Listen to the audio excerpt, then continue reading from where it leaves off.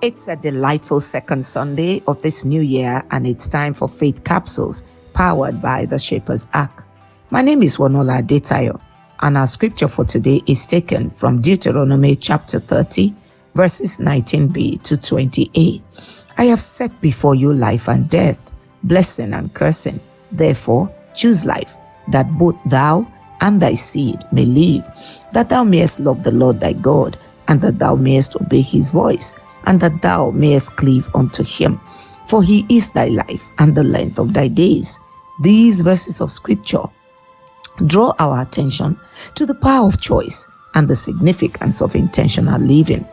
God has not left us powerless, but has given us the power to determine the outcomes of our lives by the choices that we make. Therefore, the summary of this passage is that each of us have our destinies in our hands. Let's consider a few examples from scripture.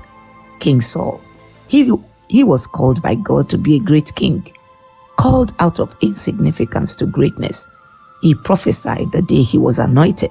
Under any circumstance, that could have been a great destiny. But that destiny was cut short by Saul himself, by the wrong choices and decisions that he made.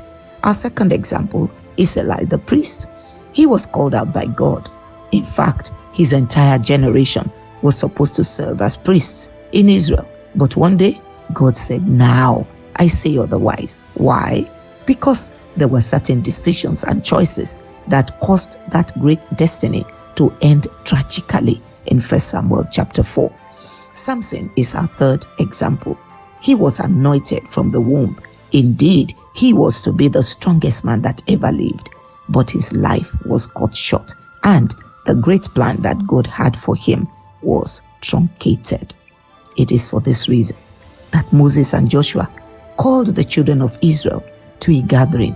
On a day like this, they called them, they begged them, saying, "Please make informed choices."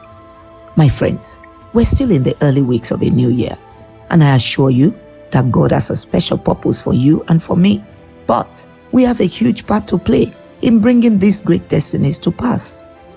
We are actors and partners with God in fulfilling destinies. We are not victims, neither are we puppets. Why? Because God refused to take the willpower from man, so the power of choice lies with you. Faith will certainly bring opportunities your way. It is what you do with those opportunities that determine your destiny. God has given every man the free will to make choices. God has also made adequate provision of principles and guidelines to help us make informed and intentional choices. You are therefore the master of your destiny. So, either by making a decision or by abstaining from deciding, you are picking a side that you are on. What decisions do you need to make today? Do you need to be more consistent in your fellowship with God? Do you need to decide on a new direction for your life, your business, or your career? What improvements do you desire to see in your family, in your relationships, and in your personal life? How do you want this year to end? This new year, I encourage you, my friends, to think through your desired outcomes by making a list of the kind of decisions that will help you to produce those great outcomes. God is set to back you up, but the choice is yours. Till I come your way next week, this is Wonola Adetayo, the Shaper. Shalom.